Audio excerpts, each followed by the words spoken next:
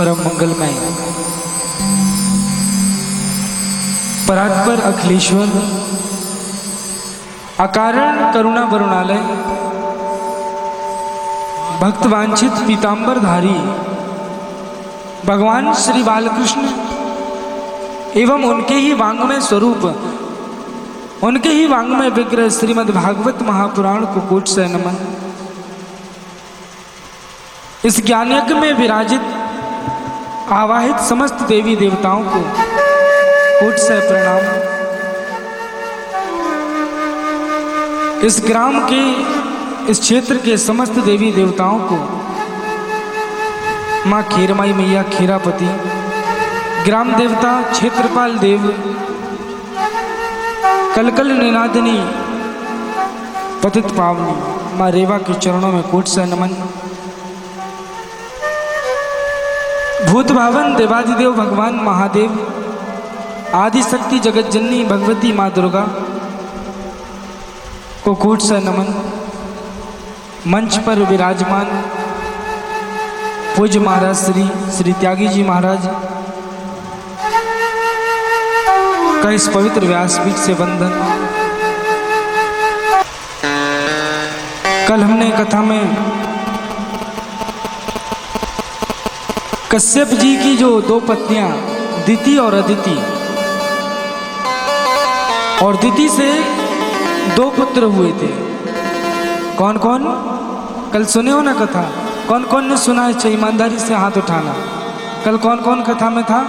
भैया लोग आप नहीं थे कोई? और जो थे तो ये बताइए, कश्यप जी की जो सबसे बड़ी पत्नी का नाम दिति है, उनसे दो पुत्र हुए, वो कौन कौन थे?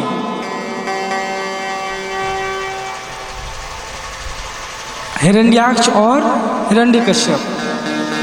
तो भगवान ने वाराह रूप धारण करके हिरण्याक्ष का उद्धार कर दिया। अब यहां पर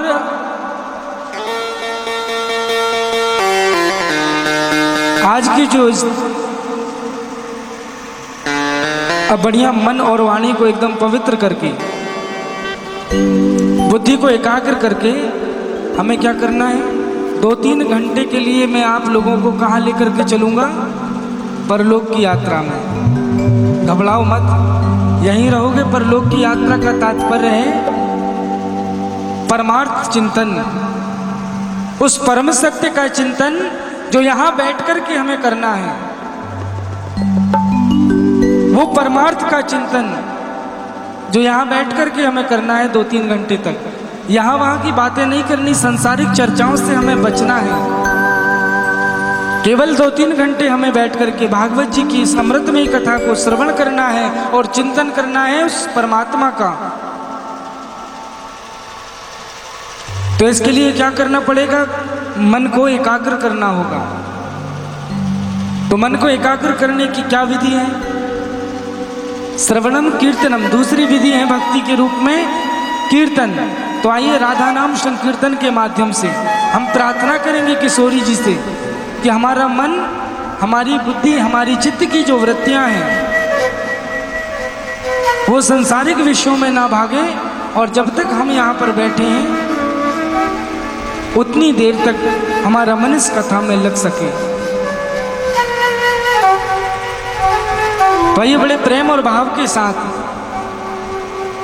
सभी लोग मीठी मीठी ताली की सेवा के साथ में और राधा नाम संकीर्तन करेंगे। बोलिए श्री राधा रानी सरकार की जय।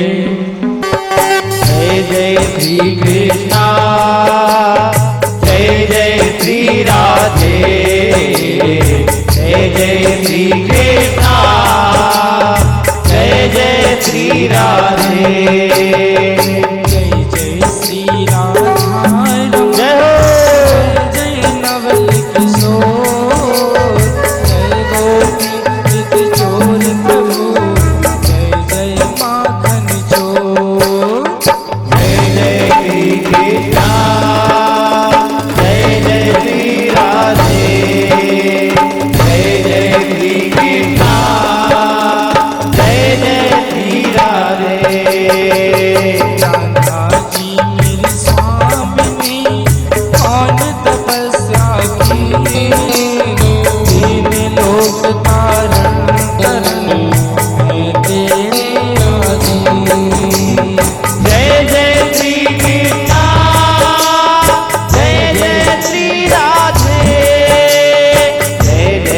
श्री कृष्णा राधे सेवा कर जय जय श्री राधे राधा मेरी मात है पिता मेरे घनश्याम उनके चरणन वंदन कोटि कोटि प्रणाम जय जय श्री कृष्णा जय जय श्री राधे जय जय श्री कृष्णा जय जय श्री राधे वृंदावन के वृक्ष को मरम न जाने को डाल डाल और पात में श्री राधे राधे हो जय जय श्री कृष्णा जय जय श्री राधे जय जय श्री कृष्णा जय जय श्री राधे श्याम नाम की लूट है लूट सके तो लूट अंतकाल पछताएगा जब जान जाएंगे झूठ जय जय श्री कृष्णा जय जय श्री राधे जय जय श्री कृष्णा जय जय श्री राधे सुमिरन सब करे सुख में करे न कोई तो सुख में सुमिरन करे तो दुख काहे को जय जय श्री कृष्णा जय जय श्री राधे जय जय श्री कृष्णा जय जय श्री राधे और हनुमान जी महाराज से क्या प्रार्थना करनी है कि भगवत चर्चा यहाँ से भागवत जी की पावन कथा श्रवण कराई जा रही है तो उनसे हम सब क्या प्रार्थना करेंगे आकर आसन में बसो महावीर बजरंग दर्शन सबको कीजियो आंजनी के संग जय जय श्री कृष्णा जय जय श्री राधे जय जय श्री कृष्णा जय जय श्री राधे जय जय श्री कृष्णा जय जय श्री राधे ताली बजाते हो सभी जय जय श्री कृष्णा जय जय श्री राधे राधे कृष्णा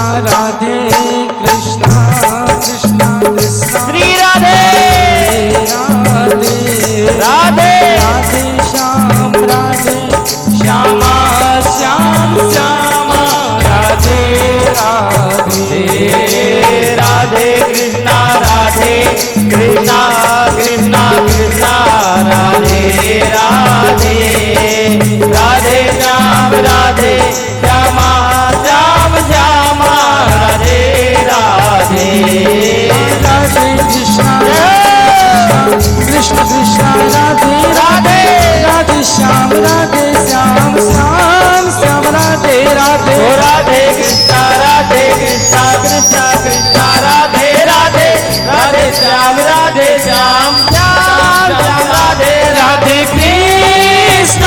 राधे कृष्णा कृष्णा कृष्णा राधे राधे राधे राधे श्याम राधे श्याम श्यामा श्याम राधे राधे राधे कृष्णा कृष्णा कृष्णा राधे राधे राधे श्याम श्यामा श्याम श्याम राधे राधे राधे कृष्णा राधे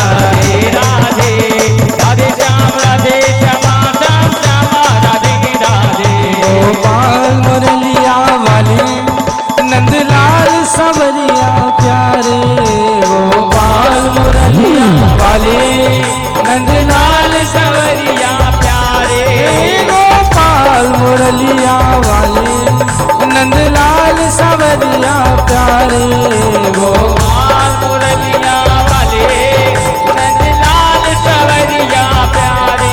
ओ मेरा कोई ना मेरा कोई ना मेरा कोई ना सहारा बिन तेरे नंदलाल सवरिया मेरे मेरा कोई न सहारा बिन तेरे नंदलाल सवरिया मेरे। मेरा कोई न मुरलिया वाले नंदलाल सवरिया प्यारे। गोपाल सवरिया वाले नंदलाल सवरिया प्यारे। गोपाल मुरलिया वाले नंदलाल सवरिया प्यारे। गोपाल सवरिया वाले नंदलाल सवरिया प्यारे। राधा राधा राधा माधव खिलमणि गोपाल मुरलिया वाले। राधा खिलमणि गोपाल सवरिया प्यारे। राधा माधव खिलमणि गोपाल सवरिया प्यारे राधा माधव जय जय श्री राधे जय जय श्री राधे जय जय श्री राधे।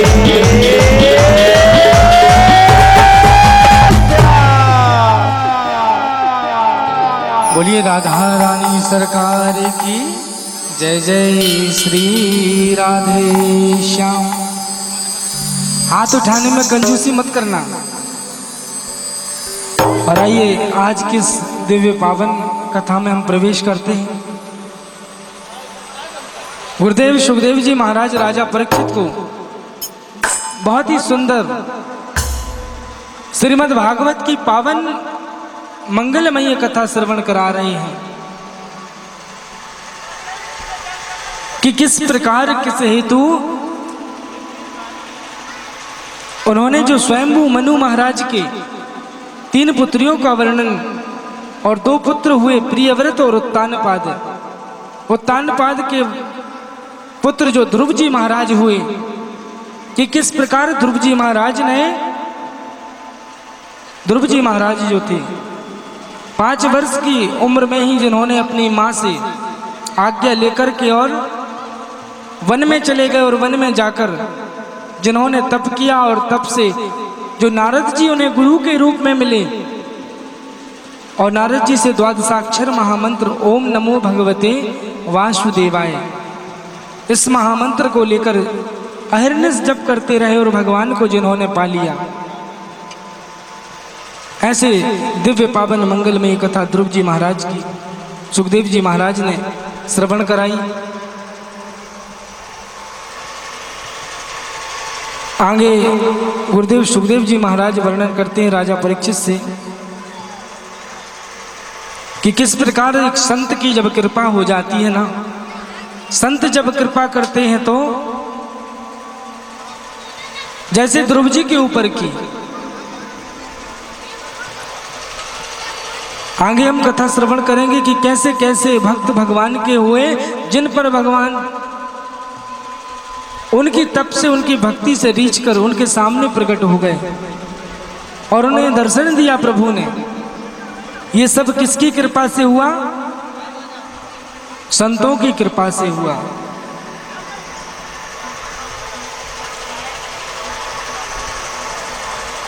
कि संत हृदय नवनीत समाना, संतों का जो हृदय होता है ना वो नवनीत के समान होता है।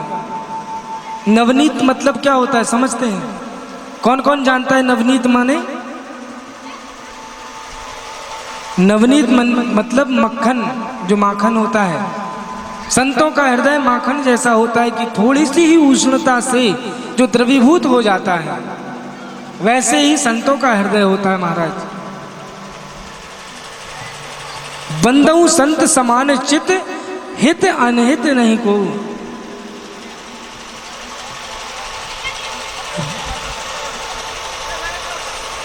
उनके चित्त में, संतों के हृदय में किसी के लिए कोई अनहित की भावना नहीं होती। हमेशा संसार के परोपकार में ही जो लगे रहते हैं। जन कल्याण में ही जिनकी भावना निहित होती है, ऐसा जिनका भाव होता है ना, और निज परित्राप द्रवही नवनीता, कहा है बाबा तुलसी ने मानस में कि पर दुख द्रवही संत सुपुनीता, दूसरों के दुख को देखकर जो दुखी हो जाते हैं, ऐसा जिनका स्वभाव है, जिनकी कृपा से ध्रुव जी महाराज को प्रभु के स्वयं भगवान नारायण के दर्शन प्राप्त हुए। आगे बहुत ही सुंदर कथा जो स्वयंभू नाम के मनु महाराज और उनकी पत्नी शतरूपा, जिनकी 3 पुत्रियों में कल हमने आप लोगों को कथा श्रवण कराई कि 3 बेटियां उनकी हुई, आकुति, देवहूति और प्रसूति। तो जो मंझली पुत्री है देवहूति, तो ब्रह्मा जी के जो मानस पुत्र कर्दम ऋषि हुए, कर्दम ऋषि के साथ जिनका विवाह हुआ माता देवहूति का, और जिनसे आगे चल के भगवान नारायण ने कपिल रूप में अवतार लिया। बोलिए कपिल नारायण भगवान की जय हो। और जो आकुति नाम की जो बड़ी बेटी है मनु महाराज की, उनका विवाह रुचि नाम के प्रजापति हैं, रुचि प्रजापति के साथ में हुआ, और प्रसूति नाम की बेटी का विवाह दक्ष प्रजापति के साथ में हुआ। जिनकी पुत्री हुई कौन? माता सती। दक्ष प्रजापति ने अपनी बेटी सती जी का विवाह भगवान महादेव से किया, भोलेनाथ के साथ में विवाह हुआ। लेकिन किसी कारणवश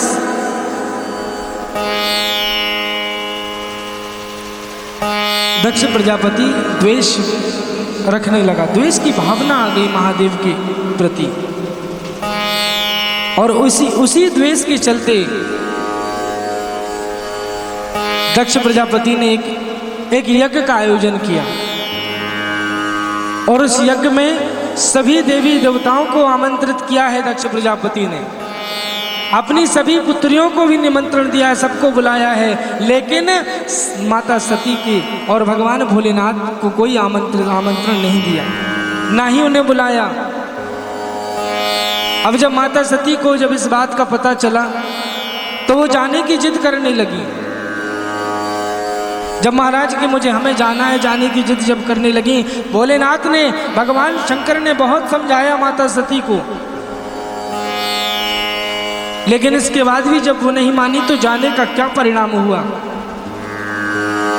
वहां अपने पति का अपमान जब उन्होंने अपने कानों से सुना कि उनके साथ ऐसा व्यवहार किया गया माता सती के साथ, कि जैसा व्यवहार ना पिता ने ढंग से बात की, ना पिता ने अच्छे से व्यवहार किया, और भी बहनें आई थी और बहनों ने भी बात नहीं की, केवल माँ ही जो थी, माता ने ही अपनी बेटी से हालचाल पूछा है, और किसी ने माता सती से, जब वो अपने घर में गई, अपने मायके में गई, तो किसी ने ढंग से बात तक नहीं की।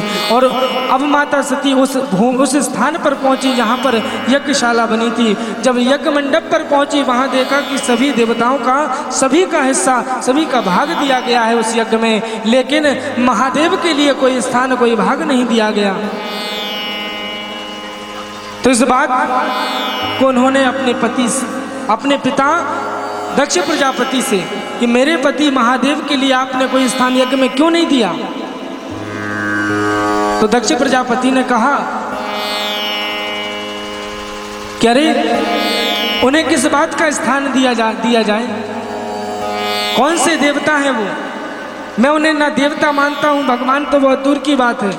ये अहंकार बस, देखिए दक्ष प्रजापति कैसी बातें बोल रहे हैं कि मैं उन्हें न देवता तक नहीं मानता, अमंगल वेशधारी, अवगुणों की खान, चिता की भस्म लपेटे रहता है, ना घर है ना कुछ, भूत प्रेतों के साथ में जो रहता है, उसे यज्ञ में मैं कैसे स्थान कहाँ देता? जब ये बात अपने पति की निंदा, अपने पति के विषय में जब इस प्रकार के वचन माता सती जी ने जब सुने अपने कान से, तो अपने पिता दक्ष प्रजापति से कहती हैं क्या कि पिताजी, यदि आपके अलावा यदि किसी ने भी यदि ये बात की होती तो मैं अभी तत्क्षण इसी क्षण उसकी जिह्वा उसकी जीभ निकाल कर अलग कर देती। लेकिन आप मेरे पिता हैं इसलिए मैं मर्यादा कर रही हूँ। लेकिन मेरे इन कानों ने मेरे पति के जो निंदा के शब्द सुने हैं, बहुत ध्यान से सुनना, क्या कह रही है माता सती कि इन कानों ने अपने पति के विषय में ऐसे निष्ठुर, ऐसे कठोर और ऐसे निंदनीय वचन जो सुने हैं, मैं अब जब मैं वापस जाऊंगी कैलाश में और जब भोलेनाथ जब मुझसे पूछेंगे कि हे दक्ष कुमारी, हे देवी, पिताजी के घर में गई थी, वहां पर क्या क्या हुआ, तो मैं क्या जवाब दूंगी। इसलिए मैं शरीर को भी अब नहीं रखना चाहती। इतना कहते हुए और माता सती यज्ञ मंडप पर उसी यज्ञ में कि योगाग्नि में कूद जाती हैं। अब महाराज जैसे ही कूदी हैं माता सती, चारों तरफ हाहाकार मच गया। सभी देवता यहाँ से वहाँ भागने लगे, ऋषि मुनि महात्मा जितने एकत्रित थे सब यहाँ वहाँ भागने लगे। जैसे ही यह बात पता चली भगवान महादेव को, जब भगवान शंकर को यह बात पता चली कि माता सती अब नहीं रही हैं और यज्ञ में योगाग्नि में उन्होंने अपने शरीर को भस्म कर दिया, तो उन्होंने अपनी जटा से एक केस को उखाड़ा और नीचे भूमि पर जो पटका तो एक वीर पुरुष वहां पर तेजोमय नेत्रों वाला, अग्नि के समान धधकते हुए नेत्र जिसके हैं, का विशालकाय जिसका शरीर है और अट्टहास करते हुए वहीं पर प्रकट हो गया, जिनका नाम है वीरभद्र। और वीरभद्र जी जैसे ही आए और प्रभु से कहने लगे, महादेव से जो आज्ञा प्रभु। भगवान महादेव ने आज्ञा दी है वीरभद्र गणों के साथ में दक्ष प्रजापति के यहाँ पर। अब जब दूर से देखा देवताओं ने, उन ऋषियों ने क्या देखते हैं कि दूर से देखा कि जैसे कोई बहुत बड़ा तूफान, बहुत बड़ा बवंडर आ रहा हो, सब कुछ उखाड़ के फेंक डालेगा। ये बवंडर और कोई नहीं, वीरभद्र के साथ और उसके गढ़ चल रहे थे। ऐसा बवंडर के समान वातावरण वहाँ का बन गया जैसे कोई तूफान आ गया हो। सारे मंडप जो लगे थे सब अपने आप उखड़ उखड़ कर दूर फेंकने लगे।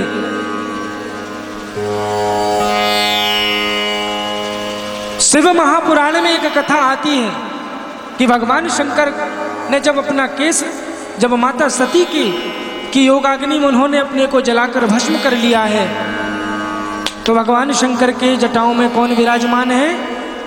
गंगा जी। तो गंगा जी ने जैसे ही सुना, गंगा जी ने ध्यान से सुनना, गंगा जी को जैसे ही ये खबर लगी कि माता सती अब नहीं रही, योगाग्नि में उन्होंने अपने आप को जलाकर भस्म कर लिया है, तो माँ गंगा के नेत्रों से आंसू बहने लगे। और वो आंसू माँ गंगा के नेत्रों से बहे भगवान शंकर के मस्तक पर आ गए। तो भगवान शंकर ने अपने बाएं हाथ से ऐसे करके सिर का रोचन करके और उसे भूमि में जैसे ही आंसुओं को नीचे गिराया है, उसी समय एक छोटी सी नवजात एक बालिका वहां पर प्रकट हो गई। अब ध्यान देना, ये बालिका जो प्रकट हुई है, अब भगवान शंकर बड़े आश्चर्य में हो गए कि अब माता सती भी नहीं है कि इसकी देखभाल कर लें। अब मैं तो समाधि लगाकर बैठ जाता हूँ, अब इस पुत्री का करेगा कौन, और कहाँ इसको, कैसे मैं इसका लालन पालन करूँ। ऐसा सोच ही रहे थे भोलेनाथ कि तभी वहाँ पर कौन आए? परशुराम जी कैलाश के पास से गुजर रहे थे। अब भगवान परशुराम ने सोचा कि आज गुरुदेव के मैं दर्शन करके चलता हूँ, कैलाश के पास से गुजर रहा हूँ। तो भगवान शंकर के दर्शन के लिए जैसे ही परशुराम जी पहुँचे, तो भगवान शंकर सोचे कि मेरा चेला आया है, बहुत सही समय में आया है, और तुरंत बुलाया और कहा कि परशुराम एक काम करो, इस कन्या को तुम अपने पास रखो। अब गुरुजी का आदेश हो गया, कहा इस कन्या को तुम अपने पास में रखो, मना तो कर नहीं सकते। अब रख लिया और कहा कि इसका लालन पालन करना, और जब मेरी इच्छा होगी देखने के लिए तब मैं तुम्हें बुला लूँगा, तो अब इस कन्या को लेकर आ जाना। अब परशुराम तो वहाँ से कन्या को लिए। अब महाराज परशुराम एक स्थान में रहते कहाँ हैं? अब एक हाथ में उन्होंने यहाँ धनुष बाण भी टंगा है, यहाँ हाथ में फरसा भी लिए हैं। अब बगल में अब कन्या को, उस छोटी सी कन्या को दबाकर अब मन में सोचते जा रहे हैं कि कहाँ से आफत और मैं चला गया वहाँ पे गुरुजी के दर्शन करने, तो ये एक और काम मिल गया। अब इसको मैं कहाँ लालन पालन कैसे कहाँ पालूंगा। तब परशुराम जी को याद आया कि गुरुजी ने जैसे मुझे इस कन्या को सौंपा है, मैं उनका चेला हूँ, तो मेरा भी एक चेला है। कौन? कहा नागलोक में वासुकी, जो नाग है वासुकी के यहाँ पर वो पहुँचे नागलोक, और वासुकी नाग को जा करके वो अपनी नाग पत्नियों के साथ में रह रहे हैं। वासुकी नाग उनको कहा कि इस कन्या को अपने पास में रखो, इसका पालन करना। ये कोई साधारण कन्या नहीं है, ये भगवान शंकर की पौरुष पुत्री है, उनसे ही इसका प्रागट्य हुआ है, भगवान शंकर से। इसका तुम लालन पालन करना, और जहाँ जब भगवान शंकर मुझसे कहेंगे कि कन्या को देखने की इच्छा है, तब मैं तुम्हारे पास आऊँगा लेने। अब नागराज ने कह दिया कि ठीक है, और नाग पत्नियां उस कन्या का अच्छे से पालन पोषण करने लगी। देखते देखते धीरे धीरे समय जब व्यतीत हुआ तो वो कन्या बड़ी हो गई, और जब वही कन्या बड़ी हुई तो समय वो था जब लंका में लंकापति रावण का पुत्र कौन? मेघनाद। इंद्रजीत नाम कब पड़ा? जब दिग्विजय करके इंद्र को भी स्वर्ग में पराजित करके, और जब वो देखा कि अब मुझसे कौन बचा है और युद्ध में जिसे मैं हरा सकूं और जिससे मैं विजय प्राप्त कर सकूं, तो मन में आया कि जब मैं स्वर्ग में देवताओं को भी हरा चुका हूं, इंद्र को भी मैं जीत चुका हूं, तो वापस लंका जाते समय मन में विचार करने लगा मेघनाद कि अब और कोई नहीं, मैं नागलोक में जाऊंगा, अभी संपूर्ण नाग प्रजाति बची है। और जैसे ही नागलोक में गया और वहीं पर उस कन्या को देखा है, और कन्या को देखकर मेघनाद मोहित हो गए। मेघनाद जब मोहित हो गया तो नागराज वासुकी से कहने लगा, मैं तुझसे युद्ध करने के लिए आया था, लेकिन अब मैं युद्ध नहीं करूंगा, इस कन्या का विवाह मेरे साथ कर दिया, मुझे सौंप दो। लेकिन नागराज वासुकी ने कहा कि ये पुत्री कोई साधारण पुत्री नहीं है, मेरे गुरुजी ने मुझे सौंप के गए हैं, मैं कैसे दे सकता हूँ, इसलिए मैं नहीं दे सकता। महाराज बहुत भीषण युद्ध हुआ, मेघनाद ने बंदी बना दिया वासुकी नाग को, संपूर्ण नागों को हराकर, और उस कन्या को लेकर के लंका चला गया। वही कन्या जैसे हम क्या कहते हैं, सुलोचना कहते हैं ना, मेघनाद की पत्नी बनी सुलोचना, और सुलोचना नाम नहीं था, उसको हम बोलचाल की भाषा में सुलोचना कहने लगे हैं। दरअसल उनका नाम क्या था, अभी क्या बताया हमने, गंगा जी के आंसू बहे, भगवान शंकर के मस्तक पर आए, भगवान शंकर ने सिर का रोचन किया, पुत्री प्रकट हुई, सिर रोचना नाम था। सिर का रोचन करने से जो प्रकट हुई है वो सिरोचना है, सिर रोचना है, और वही मेघनाद की पुत्री बनी है। बहुत से लोग कहते हैं कि नाग पुत्री है, क्योंकि लालन पालन जो करता है वही माता पिता कहलाती, लेकिन वास्तविक जो जिनकी पुत्री है सुलोचना, वो किनकी है? भगवान महादेव की। अब महाराज जी आइए पुनः हम कथा के प्रसंगों में आगे बढ़ते हैं। माता यहाँ पर आकर के वीरभद्र ने सब कुछ विध्वंस कर डाला, सारे ऋषि मुनि महात्मा यहाँ वहाँ कहीं इसको मार रहे हैं, और आगे चलकर वीरभद्र ने दक्ष प्रजापति का मस्तक धड़ से अलग कर दिया। अब महाराज जैसे अलग किया है, सारे देवता ऋषि मुनिगण पहुंच गए, भगवान भोलेनाथ की स्तुति करने लगे कि हे महादेव, यज्ञ चल रहा है, यज्ञ की अभी पूर्णाहुति नहीं हुई है, और मुख्य यजमान जो है वो राजा दक्ष प्रजापति, उनका मस्तक धड़ से अलग आपके गढ़ ने कर दिया। अब वो यज्ञ कैसे होगा, वो यज्ञ सफल कैसे होगा, उसकी पूर्णाहुति उस पूर्ण कैसे होगा। अब भगवान भोलेनाथ बड़े भोले होते हैं, मेरा शंकर बड़ा भोला है, इतना भोला है। देखिए एक बात, अब आप लोग बहुत ध्यान से सुनना, कभी आपका मन होना, या अनुभव की बात बता रहे हैं, कभी आपका मन हो कि वृंदावन जाना है, कभी आप मन बना लेना कि जगन्नाथपुरी जाना है, तो कोई परेशानी नहीं जाएगी, तत्काल आप चले जाओगे। लेकिन आप विचार कभी महाकालेश्वर दर्शन के लिए योजना बनाना या रामेश्वरम जाना है, भगवान शिव के धाम की जो 12 ज्योतिर्लिंग हैं वहाँ जाने का योजना बनाना कि वहाँ जाना है, कोई ना कोई अड़चन पहले जरूर आएगी। और वो क्यों आएगी? क्योंकि शंकर आने से रोकता है अपने पास। क्यों रोकता है? इसलिए रोकता है कि ये भक्त आएगा मेरे पास और आएगा और मांगेगा कुछ ना कुछ, और जब मांगेगा तो मुझे देना पड़ेगा। अरे जिसने भगवान विष्णु को सुदर्शन चक्र दे दिया हो, जिसने अपनी माता लक्ष्मी जी की जो माँ थी, लक्ष्मी जी की माँ भगवान शंकर से लक्ष्मी जी का विवाह करना चाहती थी, लेकिन विष्णु जी गए और भगवान शंकर से जिन्होंने प्रार्थना की तो महादेव ने कह दिया, भगवान विष्णु ने क्या प्रार्थना की कि मैं लक्ष्मी जी से प्रेम करता हूँ, महादेव ने लक्ष्मी भी विष्णु को दे दी। बोले शंकर भगवान की जय हो। ऐसे भगवान भोलेनाथ हैं जो अपने पास कुछ नहीं रखते, सर्वस्व औगणदानी। ऐसे महादेव भोले भंडारी और वही माता सती के जो भगवान शंकर जब उनको कंधे पर लटकाए लाद करके उनके जले हुए अंग को और घूमने लगे, तो देवताओं के आग्रह पर भगवान विष्णु ने सुदर्शन चक्र से उनके एक एक अंग प्रत्यंग काटना शुरू कर दिया। और वो अंग प्रत्यंग कहाँ गिरे? जिन स्थानों पर गिरे हैं 51 स्थानों में, वहाँ पर हम योगिनी पीठ, जिन्हें हम शक्ति पीठ के नाम से भी जानते हैं, वो स्थान निर्मित हुए। और माता सती का अगला जन्म कहाँ हुआ? गिरिराज हिमालय, पर्वतराज हिमालय और रानी मैना की पुत्री के रूप में, पर्वत की पुत्री के यहाँ जन्म होने के कारण उनका नाम पार्वती रखा गया। जिन्होंने भगवान महादेव को पाने के लिए तप किया। बहुत से लोग आए कहने के लिए पार्वती को कि पार्वती, महादेव अवगुण भवन, विष्णु सकल गुण धाम, किनकी तुम उपासना कर रही हो, किनकी तुम वो कर रही हो, इसलिए विवाह करना है तो विष्णु जी के साथ करो। तो पार्वती ने कहा कि चाहे जो हो जाए, जन्म कोटि लगे रगर हमारी, वरहूं शंभुना तो रहो कुमारी। ये एक जन्म की नहीं, करोड़ों जन्म की आस्था है। विवाह करूंगी तो शंकर से ही करूंगी। और महाराज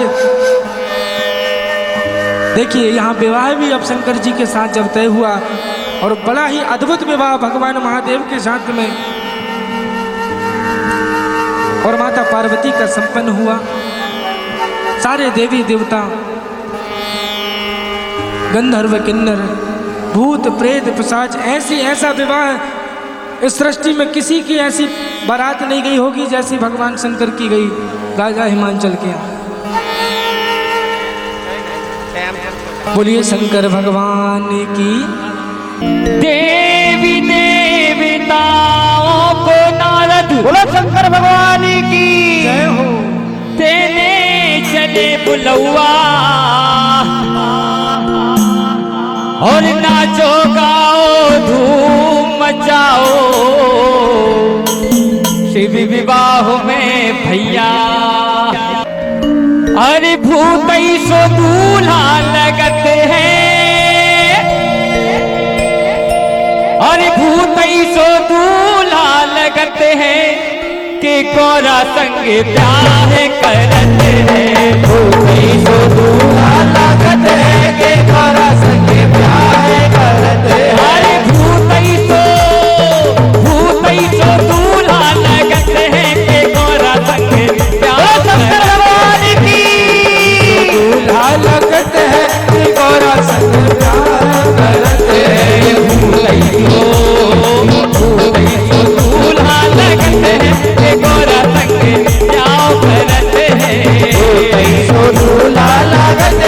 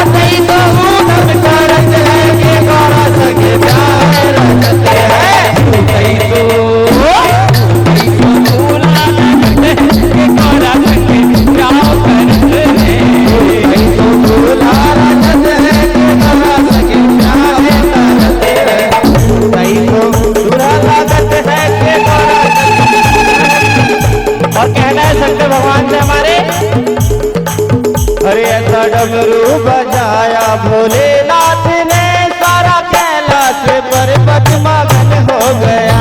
ऐसा डमरू बजाया ताली बजा दो सभी, बोलो शंकर भगवान की हो गया। ऐसा डमरू बजाया भोलेनाथ ने, गाँव फिरिया हमारा मगन हो गया। ऐसा डमरू बजाया भोलेनाथ ने, गाँव फिरिया हमारा मगन हो गया। गाँव फिरिया हमारा मगन हो गया, गाँव फिरिया हमारा मगन हो गया। गाँव फिरिया हमारा मगन हो गया, गाँव फिरिया हमारा मगन हो गया। गाँव फिरिया हमारा मगन हो गया, गाँव फिरिया हमारा मगन हो गया। गाँव फिरिया हमारा मगन हो गया, गाँव फिरिया हमारा मगन हो गया। ऐसा डमरू बजाया भोलेनाथ ने, गाँव फिरिया हमारा मगन हो गया। ऐसा डमरू बजाया भोलेनाथ ने, गाँव फिरिया हमारा मगन हो गया। ऐसा डमरू बजाया भोलेनाथ ने, गाँव फिरिया हमारा मगन हो गया। डमरू बजाया भोलेनाथ ने, गाँव फिरिया हमारा मगन हो गया। बोलिए शंकर भगवान की, बाके बिहारी लाल की, श्रीमद् भागवत महापुराण की जय जय श्री राधे श्याम। नमः शिवाय।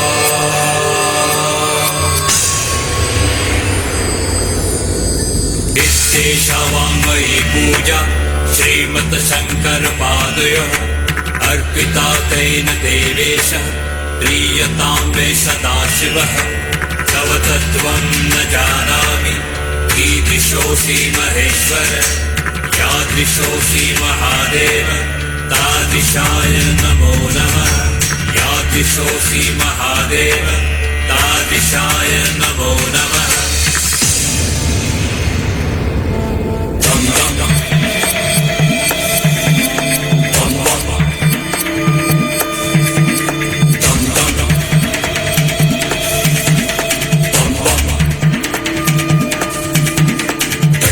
दम दम दम दम डमरू बाजे, बम बम बम बम बम बम बम भोला नाचे। डमरू बाजे, बम बम बम बम बम बम भोला नाचे। डमरू बाजे, बम बम बम भोला नाचे। डमरू बाजे, भोला नाचे। डमरू बाजे, भोला नाचे।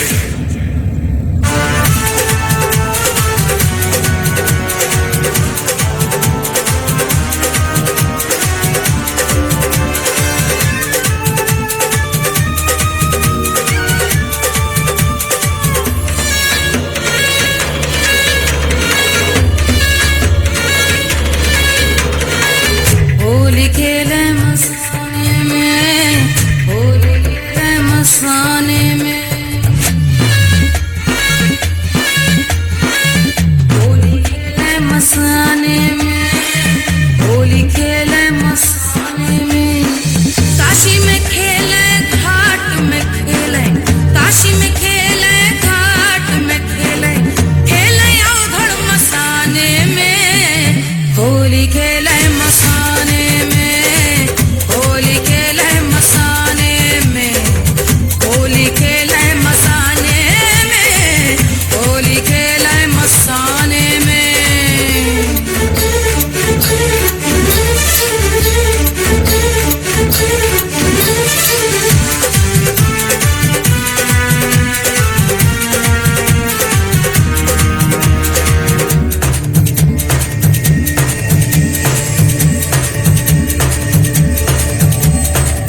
तन में भस्म लगाए शंकर, वेश बड़ा अड़भंगा है। तन में भस्म लगाए शंकर, वेश बड़ा अड़भंगा है। माथे पर चंद्रमा विराजे, जटा में सोहे गंगा रे, जटा में सोहे गंगा रे। खोल दिया है नयन तीसरा, खोल दिया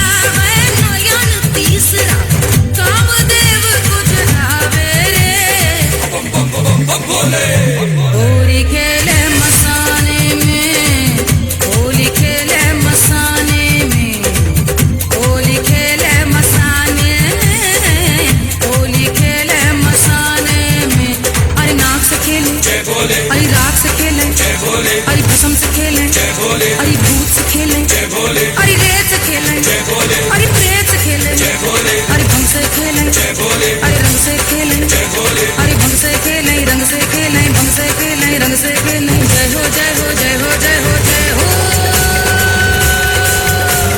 जय भोले जय भोले।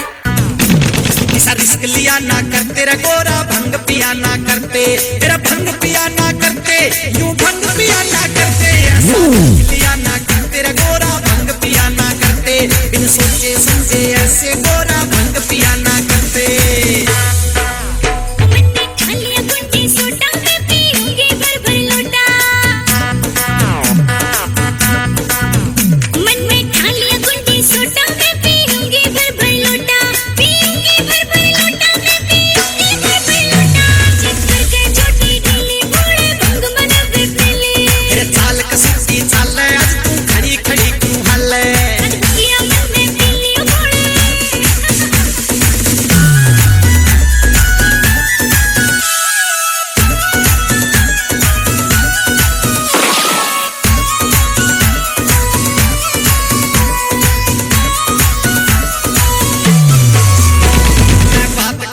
साची रे या चीज नहीं से अच्छी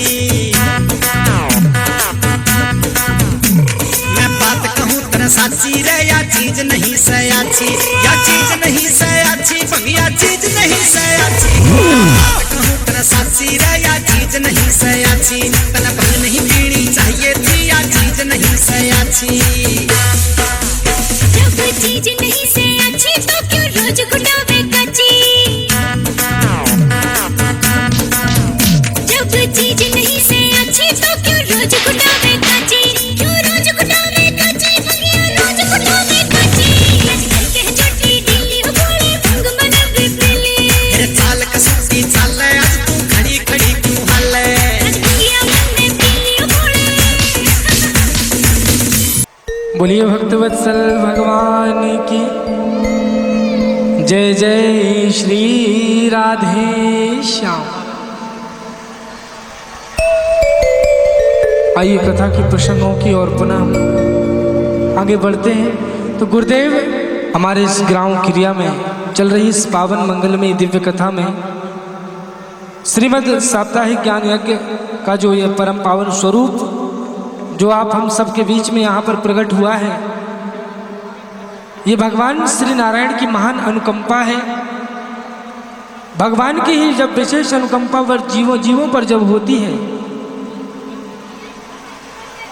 और देखिए सबसे विशेष बात तो यह है कि विशिष्ट कर्म है ये सत्कर्म का ही परिणाम स्वरूप की ऐसी सकल लोक जग पावनी गंगा संपूर्ण जगत को कल्याण करने वाली ये ज्ञान गंगा भक्ति ज्ञान वैराग्य प्रदायिनी मुक्तिदायिनी ये पावन अमृतमयी कथा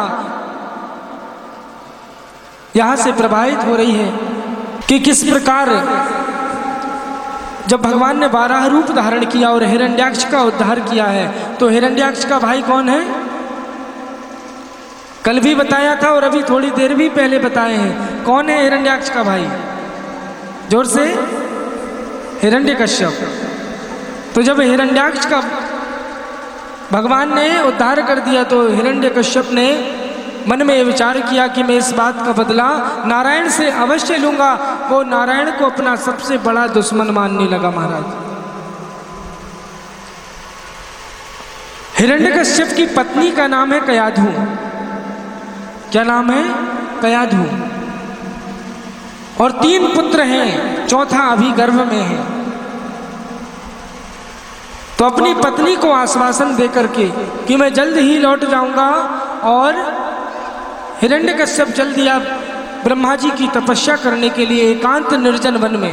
वहां जाकर वर्षों तपस्या की हिरण्यकश्यप ने। लेकिन उसी दौरान जब हिरण्यकश्यप यहाँ से तपस्या करने के लिए गया और तपस्या से प्रसन्न जब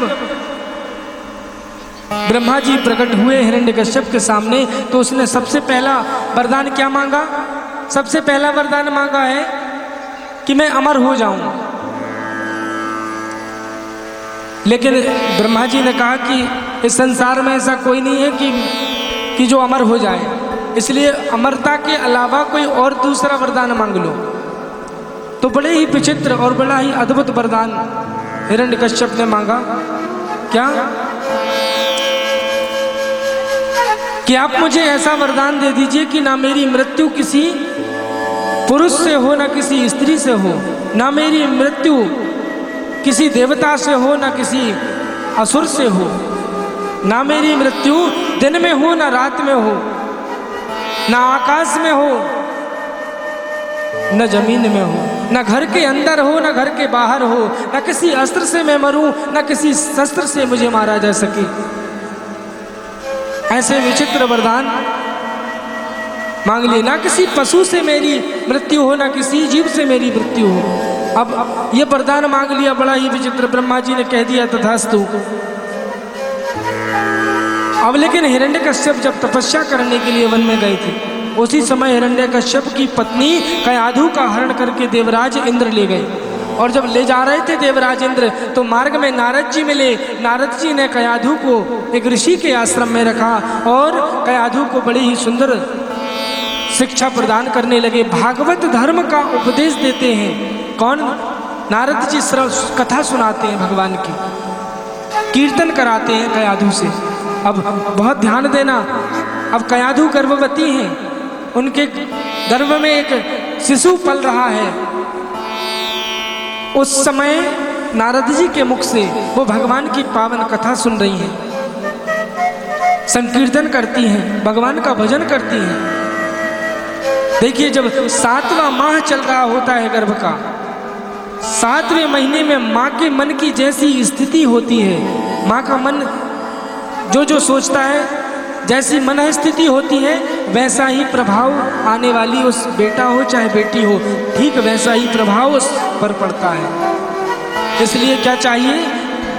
गर्भावस्था के दौरान माताओं को ये चाहिए कि उस समय भगवान का जितना हो सके भजन करें, भगवत चर्चा में ही समय व्यतीत करें, सदग्रंथों का पाठ करें, उनको पढ़ें, भगवान का भजन करें, रामायण पढ़ें, गीता पढ़ें, भगवान की कथा सुने, तो उससे आने वाली जो संतान है उस पर भी ठीक वैसा ही प्रभाव पड़ेगा। अब हिरण्यकश्यप तो दैत्य है, उसकी पत्नी कयाधु ने जब नारद जी के मुख से भगवान की कथा सुन रही हैं, प्रतिदिन नित्य सुनती हैं, तो उसका प्रभाव आने वाली संतान पर भी पड़ा। कयाधु ने एक पुत्र को जन्म दिया है, जिनका नाम क्या है? श्री प्रहलाद जी महाराज। प्रहलाद जी महाराज ने भगवान जन्म के साथ ही वो भगवान के अनन्य भक्त हैं।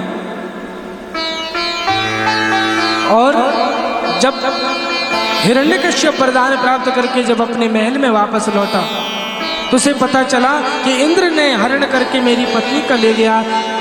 फिर बाद में पता चला नारद जी के सानिध्य में उनकी रक्षा में मेरी पत्नी है। अपनी पत्नी को वापस लेकर के वापस महल में आया और अपने बेटे प्रहलाद को, कि जिस प्रकार मैं विष्णु से, मैं नारायण से बैर रखा हूं, ऐसे ही मेरा बेटा भी नारायण से बैर दुश्मनी रखे। जैसे मैं बदला लेना चाहता हूं, वैसा ही मेरा बेटा भी बदले की भावना को लेकर के वैसा ही द्वेष रखे। और अपने बेटे को अपने जैसा यशस्वी, तपस्वी, मनस्वी बनाने के लिए उसने दैत्य गुरु शुक्राचार्य के 2 बेटे हैं, संड और अमर्क, दोनों आचार्य हैं और दोनों का गुरुकुल है। उस गुरुकुल में पढ़ने के लिए भेज दिया प्रहलाद जी को, और उनको समझा दिया आचार्य को कि ऐसी शिक्षा देना कि जिसमें ये नारायण को अपना द्रोही मानने लगे, नारायण को अपना शत्रु समझने लगे। लेकिन महाराज प्रहलाद जी जब गुरुकुल में गए तो वहां जाकर केवल वो भगवान का भजन करते। कुछ महीने व्यतीत हुए, वापस जब अपने घर में आए तो पिताजी ने अपनी अंक में भर लिया, गोद में बिठाया और गोद में बिठाकर लाड़ प्यार दुलार करने लगे और कहने लगे कि बेटा बताओ, इतने दिन गुरुकुल में थे, क्या सीखा तुमने? कहा पिताजी मैंने यही सीखा हूँ, ब्रह्म सत्यम जगन मिथ्या, इस संसार में केवल वो परमात्मा ही सत्य है। और पिताजी पता है जो आनंद ना हम बाहर ढूंढते हैं, वो आनंद बाहर नहीं मिलता कहीं भी। इन सांसारिक भौतिक पदार्थों में जो आनंद की खोज हम करते हैं, महंगे महंगे भवनों में रहना, महंगी महंगी गाड़ियों में चलना, बड़े बड़े आलीशान वैभव ऐश्वर्य की जिंदगी जीना, इसका नाम आनंद नहीं है। ये केवल सुख है। और सुख क्या होता है? सुख होता है इंद्रियों को मिलने वाली अनुभूति। आनंद तो पिताजी वो परमात्मा का नाम है, आनंद तो अंदर का विषय है। बोलिए वृंदावन बिहारी लाल की जय। इस ग्राम क्रिया में परम पूज्य श्रद्धेय श्री त्यागी जी महाराज के सानिध्य में जो है श्रीमद् भागवत महापुराण, इस ज्ञान यज्ञ का जो जिनके सानिध्य में यह ज्ञान गंगा प्रवाहित हो रही है,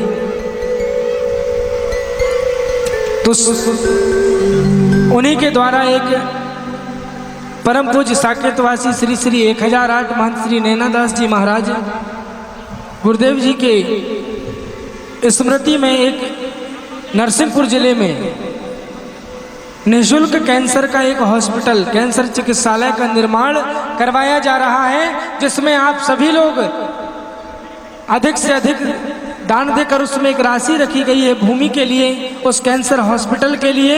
यदि आप एक कैंसर पीड़ित के इलाज के लिए आजीवन जो है ये आपके द्वारा दी हुई राशि जो 51,000 रुपये रखी गई है, उसमें एक कैंसर पीड़ित मरीज का जीवन भर, उसमें आपका भूमि दान का भी योगदान रहेगा और जीवन भर आपके द्वारा एक कैंसर पीड़ित का उपचार निःशुल्क होता रहेगा उस अस्पताल में।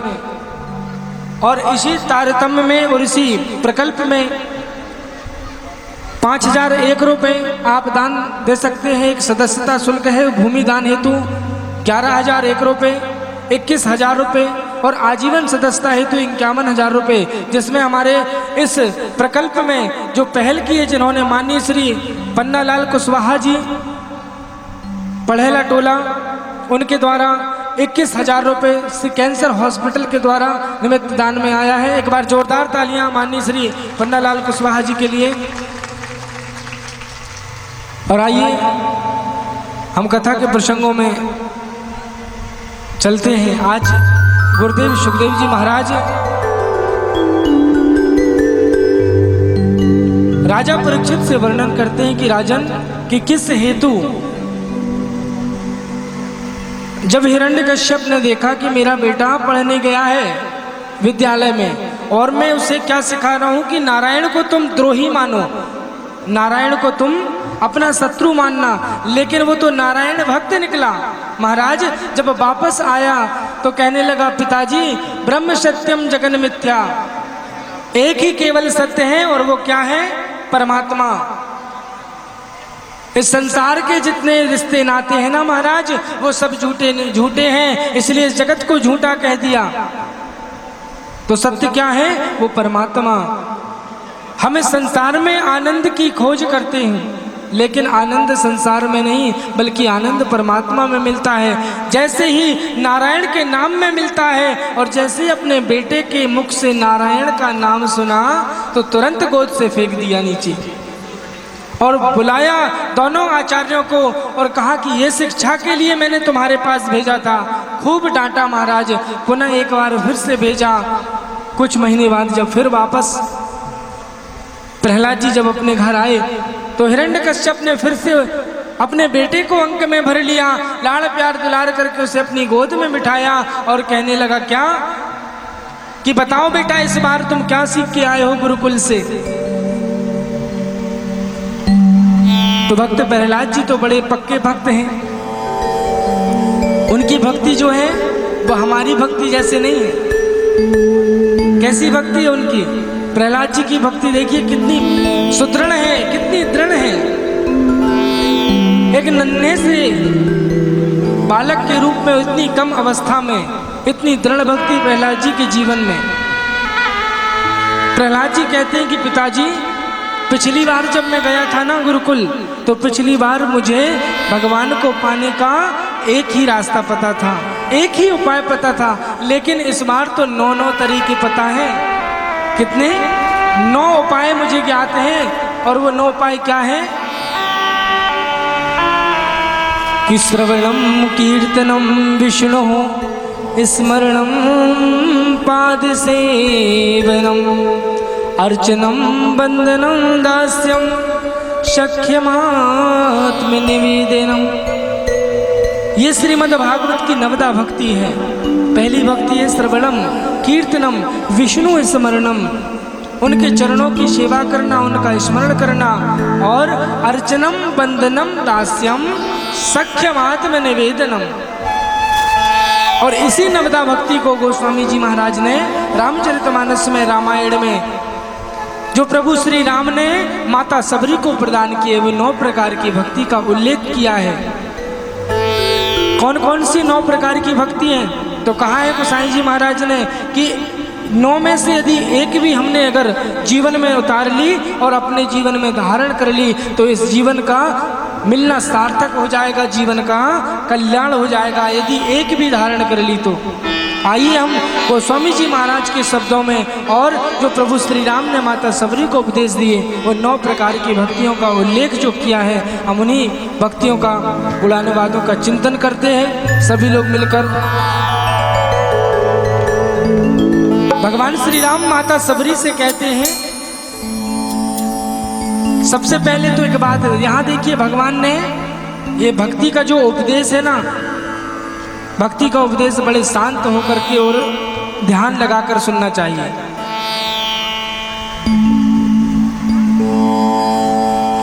कि नवदा भगति कहूँ तो ही पाही, नवदा भगति कहूँ तो ही पाही, नवदा भगति कहूँ तो ही पाही, नवदा भगति कहूँ तो ही पाही, नवदा भगति कहूँ तो ही पाही, नवदा भगति कहूँ तो ही पाही। सावधान सुनो धर्मन माही, सावधान बोले जो मरना। सावधान होकर के इन नवदा भक्ति को श्रवण करना। भगवान कह रहे हैं माता सबरी से, सावधान सुनो धरु मन माही, सावधान होकर मन लगाकर सुनना। पहली भक्ति का उपदेश देते हैं सबसे पहले भगवान श्री राम माँ सबरी को उपदेश देते हुए कहते हैं क्या?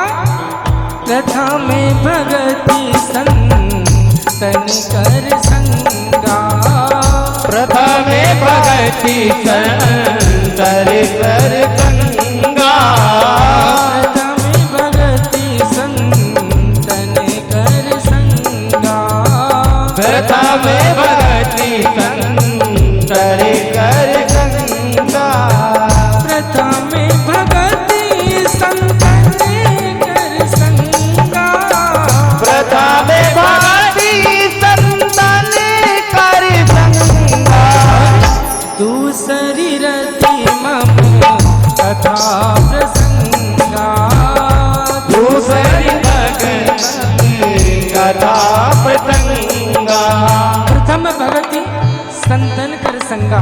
पहली भक्ति कौन सी है? भगवान राम ने कही माता सबरी से कि माँ पहली भक्ति है संतों का संग, संतों का सानिध्य मिल जाए, संतों का आशीर्वाद, उनका साथ मिल जाए ना, तो ये सबसे पहले नंबर की भक्ति है।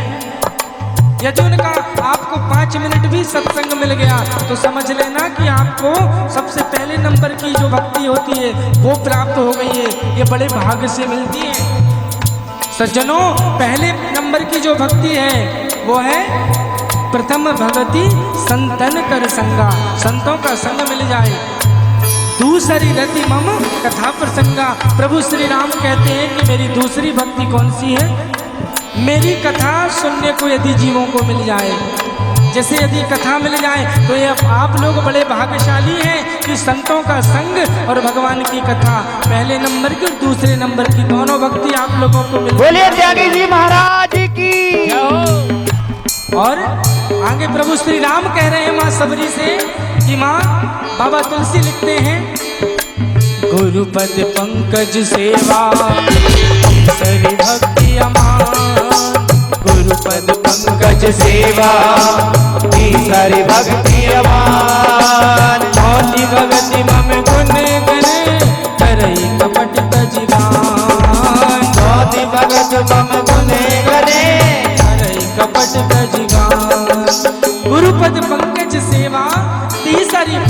अमान। तीसरी भक्ति कौन सी बताई?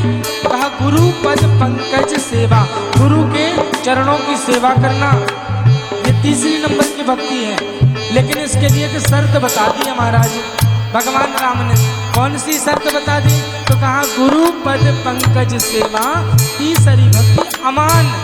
शर्त रख दी अमान, मतलब अमान होकर, मान सम्मान की बिना परवाह किए। ये नहीं कि हम गुरु की सेवा कर रहे हैं तो मान सम्मान मिल जाए, हमें हमारी प्रशंसा होने लगे, ये बिल्कुल नहीं।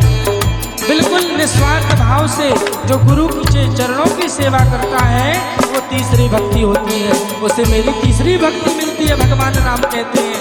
और चौथी भक्ति मम गुण गण, मेरे गुणगानों को दूसरों के सामने कहना, ये मेरी चौथी नंबर की भक्ति है, भगवान राम ने कहा। लेकिन इसके लिए शर्त क्या है? कहा शर्त है करई कपट तजी गान, कपट को छोड़ दे और मेरा गुणगानों का, गुणानुवादों का वर्णन करता रहे, ये मेरी चौथी भक्ति है। प्रभु श्री राम माँ सबरी को उपदेश देते हुए कहते हैं, माँ हो मंत्र जाप मम दृढ़ विश्वासा, बैठे तालियां कभी बजाएंगे। पंचम भजन सो वेद प्रकाश, सभी बोले राम सिया राम जय जय राम, बोलो राम सिया राम जय जय राम।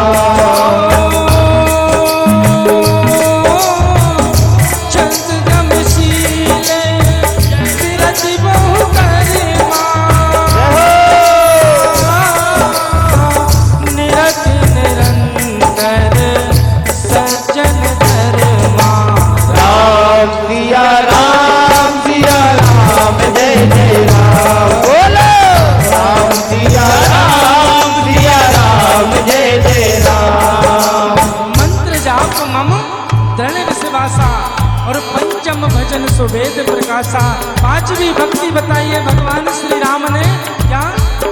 मंत्र जाप मम दृढ़ विश्वासा, मेरी पांचवी भक्ति है, मंत्र जाप करो। कौन सा मंत्र महाराज? गुरुजी ने जो मंत्र दिया है आपको कान फूंकते समय, गुरु दीक्षा देते समय, और नहीं दिया है तो भगवान के जो नारायण का जो 12 अक्षरों का मंत्र है ना, महामंत्र, ओम नमो भगवते वासुदेवाय, ये द्वादशाक्षर महामंत्र। और शिव जी का एक महामंत्र है, कौन सा? पंचाक्षरी महामंत्र, ओम नमः शिवाय। इनसे बड़ा दोनों से कोई और मंत्र नहीं है संसार में। इसलिए ये दोनों, अगर गुरु दीक्षा नहीं लिए हो तो इन दोनों में से कोई भी एक मंत्र का दृढ़ निश्चय करके, मंत्र जाप मम दृढ़ विश्वासा। भगवान राम कहते हैं क्या? माँ सबरी से कि माँ मेरे नाम का जो जाप है, मंत्र जाप, वो कैसे करना है? दृढ़ विश्वास करके। किस पे दृढ़ विश्वास? गुरुजी पे नहीं, गुरुजी पे भी मत करो विश्वास। तो कहा किस पे? कहा गुरुजी ने जो मंत्र दिया है विश्वास उसमें होना चाहिए। एक सुन लीजिए जरा, गुरुजी ने जो मंत्र दिया है, अरे गुरु जी जो है यदि पथभ्रष्ट भी हो गए, लेकिन गुरु के द्वारा मंत्र जो दिया गया है वो कभी दूषित नहीं होता। वो मंत्र ही आपका कल्याण करेगा, वो मंत्र ही आपको इस संसार से, इस भव से पार लगाएगा। तो महाराज दृढ़ विश्वास से मंत्र जाप करना, यही पंचम है, पंचम भक्ति है पांचवी। छठ दमशील तिरत बहुकर्मा और निरत निरंतर सज्जन धर्मा। छठवीं भक्ति क्या है? सज्जन पुरुषों का संग करना, अच्छे लोगों के साथ रहना, सत्संगी जो लोग हैं, मेरे जो भक्त हैं, उन भक्तों के साथ में रहना, निरत निरंतर सज्जन धर्मा। तो महाराज आगे प्रभु श्री राम कह रहे हैं माँ सबरी से कि माँ, बाबा तुलसी लिखते हैं मानस में, सातवें समय मोही मैं जग देखा राम हरे, सातवें समय मोही मैं जग देखा राम हरे, मोते मोते संत अधिक करेगा मोते संत अधिक करेगा और आठव जथा लाभ ताली बजा दो। राम हरे आठव जथा लाभ संतोषा राम हरे सब नहु नहीं देखई पर दोषा राम हरे सब नहु नहीं देखई पर दोषा राम हरे नवम सरल सब सन छल हीना वीरा नवम सरल सब सन छल हीना राम हरे और मम भरोसे रस नवीना राम हरे मम भरोसे रस नवीना राम हरे। क्या कहा प्रभु ने? सातव सम मोहि मैं जग देखा, मेरे जैसा इस दुनिया में सबको देखना। सब में राम बैठा है, सिया राम मैं सब जग जाने। कैसे देखना? सब में सीता राम की झांकी देखना। हर एक जीव में भगवान का रूप है, ईश्वर अंश जीव अविनाशी। सभी में वो राम है, सभी के घट में बैठा है। इसलिए किसी से घृणा मत करना, किसी से द्वेष मत करना। सातव सम मोहि मैं जग देखा, मेरे रूप में सबको देखना। और मोते संत अधिक कर लेका, मुझसे पहले संतों की सेवा करना और उनका आज्ञा का पालन करना। क्योंकि जब मैं कृपा करता हूँ ना, बिनु हरि कृपा मिला ही नहीं संता। भगवान हरि जब कृपा करते हैं, जब संत मिलते हैं, और संत जब कृपा करते हैं तो मेरे ठाकुर जी मिलते हैं। और ये भागवत की कथा भी मिलती है। बोलिए वृंदावन बिहारी लाल की जय हो। और महाराज आठवीं भक्ति भगवान कहते हैं, आठव जथा लाभ संतोषा। जो है भगवान की कृपा से जितना मिला है उसी में संतोष करना। क्या? जाही विधि राखे राम ताही विधि रहिए। बिना मतलब में परेशान मत होना, कर्म करना। कर्मण्येवाधिकारस्ते मा फलेषु कदाचन। कर्म करने में तेरा अधिकार है, फल में नहीं। कर्म तू करता जब भगवान श्री कृष्ण ने गीता में अर्जुन को उपदेश दिया है कि तू कर्म योग की शिक्षा प्रदान की है कि जीव कर्म करे, लेकिन कर्म फल में आसक्त ना हो। वो कर्म फल तो मैं दूंगा। इसलिए तू महलों में राखे चाहे झोपड़ी में बास दी। तू महल में राखे मेरे ठाकुर जी मेरे श्याम, चाहे तू झोपड़ी में राखे। अब वो तेरे ऊपर है, मैंने तो सौंप दिया सब कुछ, मैंने सौंप दिया हूं। तो आठव जथा लाभ संतोषा जो है, कहने का तात्पर्य है, बहुत ध्यान से सुनना। जो प्राप्त है, जो प्राप्त है, जो हमारे पास प्राप्त है, जो प्राप्त है वो पर्याप्त है, ये भावना ले आना, यही संतोष है। ये आठवीं भक्ति है। और सपने नहीं देखी पर दोषा। सपने में मैं दूसरे की बुराई मत सोचना। दूसरे की बुराई अगर सोचते हो ना तो समझ सबसे बड़ा पाप है। सब भगवान राम ने कहा कि सपने हूँ नहीं देखई पर दोषा।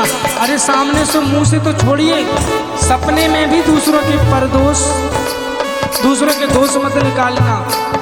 क्योंकि बुरा जो देखन में चला बुरा न मिलियो कोई, वो जो मन खोजा आपनो तो मुझसे बुरा न कोई। मुझसे बुरा नहीं मिलेगा कोई अगर खुद को खोजने लग जाऊं तो। इसलिए जमाने की छोड़ो, खुद को सुधार लो। क्योंकि हम खुद अगर सुधर जाएंगे तो जमाना सुधर जाएगा। और नवम सरल सब सन छल हीना, नौवीं भक्ति है सरलता। ध्यान देना, सबसे कठिन काम है दुनिया में कौन सा? सबसे कठिन काम सरल होना। सबसे कठिन काम सरल होना, सहज होना। हमारे अहंकार नहीं आना चाहिए, घमंड नहीं आना चाहिए, सरलता रहे जीवन में। भगवान कहते सरलता को ही मैं बहुत पसंद करता हूँ। जो सरल होता है ना प्राणी, सरल व्यक्ति को भी बहुत जल्दी मिल जाता है। तो महाराज नवम सरल सब सन छल हीना, छल चित्र कपट नहीं, छल चित्र वाले मुझे नहीं पा सकते। तो कहने का मतलब भगवान ने कहा मम भरोसी हरस न दीना, और अंत में भगवान ने क्या कह दिया माता सबरी से कि माँ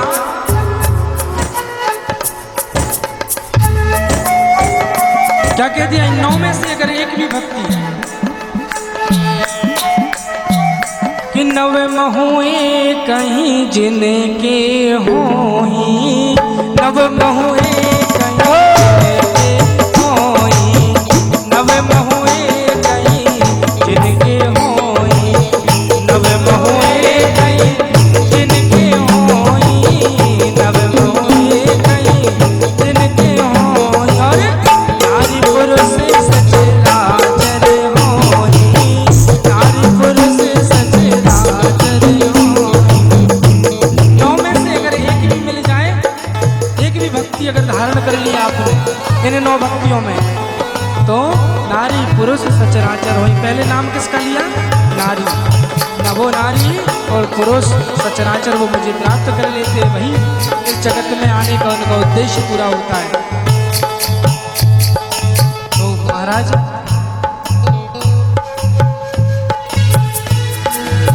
ऐसे सुंदर उपदेश गुरुदेव सुखदेव जी महाराज राजा परीक्षित को वर्णन करते हुए कहते हैं कि राजन, अपने पिताजी को प्रहलाद जी महाराज ने हिरण्यकश्यप को एक उपदेश दे रहे हैं। और यहाँ पर जब पिताजी ने बहुत प्रयास किया मरवाने का कि इसको अब छोड़ूंगा नहीं, लेकिन इतनी तकलीफ मिलने के बाद भी, कितनी तकलीफ मिली है प्रहलाद जी को, कभी ऊंची ऊंची खाई से गिरवाया, अग्नि में जलाया, जलवाने का प्रयास किया, खूब गहरे जल में फिटवा दिया, कोड़ों से डंडों से पिटवाया अपने बेटे को। इसके बाद भी भगवान हर पल रक्षा करते रहे, लेकिन प्रहलाद जी को मुस्कुराते रहे। अपने दर्द, अपने जख्मों को किसी को, अपने जख्मों को किसी को नहीं बताया। कहा गया है ना, दूसरों को अपना दर्द बताओ तो दूसरे तो फिर घूम ही रहे हैं, वो दर्द का हल तो बताएंगे नहीं आप। इसलिए क्या, हर आंसू आंख में लाया मत करो, हर आंसू आंख में लाया मत करो, हर बात सबको बताया मत करो। हर आंसू आंख में लाया मत करो और हर बात सबको बताया मत करो, क्योंकि लोग मुट्ठी में नमक लिए फिरते हैं, लोग मुट्ठी में नमक लिए फिरते हैं, हर जख्म सबको दिखाया मत करो। जोरदार तालियां बजाएंगे, बोलो गुरुदेव भगवान की। जो बात है तो जिनको बताना है दर्द, जिनके सामने पीड़ा बतानी है तो ये बैठे हैं, इनके सामने बताया करो, दूसरों के सामने नहीं, संसार वालों के सामने नहीं। प्रहलाद जी बस भगवान का स्मरण करते रहे। इतनी तकलीफ दिया पिताजी ने, हिरण्यकश्यप ने, लेकिन इसके बाद में प्रहलाद जी सब कुछ सहन करते रहे। अंत में भरे दरबार में प्रहलाद जी ने जब कहा कि नारायण के गुणगान गाने लगे, तो हिरण्यकश्यप बोला कि आज बता कि तेरा भगवान है कहाँ, वो तेरा नारायण कहाँ रहता है, कहाँ है तेरा नारायण। तो महाराज प्रहलाद जी ने बड़े सीधे और सरल भाव से कह दिया कि पिताजी वो तो हर जगह है, हरि व्यापक सर्वत्र समाना, हर जगह है, जड़ में भी है, चेतन में भी है, सजीव में भी और निर्जीव में भी है, निर्जीव में भी है, जड़ में भी है। तो क्या इस खंबे में भी तेरा नारायण है, तेरा विष्णु है? तो उसी सरल भाव से प्रहलाद जी ने कह दिया, हाँ पिताजी इस खंबे में भी मेरा नारायण है। और महाराज जैसे ये सुना, तुरंत एक तलवार निकाली और जोरदार प्रहार किया। तभी खंबे में से उस खंबा जब फटा तो वहाँ से बड़े विकराल स्वरूप में जोरदार अट्टहास करते हुए भगवान नारायण नरसिंह नारायण का रूप धारण करके वहाँ पर प्रकट हो गए। बोले नरसिंह नारायण भगवान की जय हो। भगवान नरसिंह के रूप लेकर आए हैं और इसके बाद हिरण्यकश्यप को पकड़ा और कहाँ लेकर आ गए, उस द्वार महल जो था, महल के उस दरबार के उस कमरे के दहलीज में, और दहलीज में लेकर आकर अपनी गोद में बिठा लिया, लिटा करके, और जोरदार अट्टहास करते हुए भगवान नरसिंह कहते हैं कि याद कर हिरण्यकश्यप, ब्रह्मा जी से तूने वरदान मांगा था ना कि ना मैं किसी नर से मरूं, ना किसी नारी से मरूं, ना मैं नर हूं ना नारी हूं, ना किसी पशु से मरूं, ना किसी पक्षी से मरूं, तो वो भी नहीं हूं, ना किसी देवता से मरूं, ना किसी असुर से मरूं, तो देख ना मैं देवता हूं ना असुर हूं, ना घर के अंदर मरूं ना घर के बाहर मरूं, तुझे घर के अंदर भी नहीं मार रहा हूं और घर के बाहर भी नहीं, दहलीज में हूं बीच में, ना जमीन में मरूं ना आकाश में मरूं, ना तू जमीन में मर रहा है और ना तुझे मैं आकाश में मारूंगा, अपनी गोद में लिटाया है प्रभु ने। और इसके बाद कहते हैं जोरदार अट्टहास करते हुए भगवान नरसिंह कि देख ना मैं तुझे अस्त्र से मारूंगा ना किसी शस्त्र से मारूंगा, और बड़े बड़े अपने नाखूनों को करते हुए और हिरण्यकश्यप का हृदय विदीर्ण कर दिया, हिरण्यकश्यप का प्रभु ने उद्धार कर दिया। बोलिए नरसिंह नारायण भगवान। दूर खड़े प्रहलाद जी भगवान की स्तुति करने लगे कि श्रीमन नारायण नारायण हरि हरि, हाँ श्रीमन नारायण नारायण हरि हरि, श्रीमन नारायण नारायण हरि हरि, हाँ श्रीमन नारायण नारायण हरि हरि, श्रीमन नारायण नारायण हरि हरि,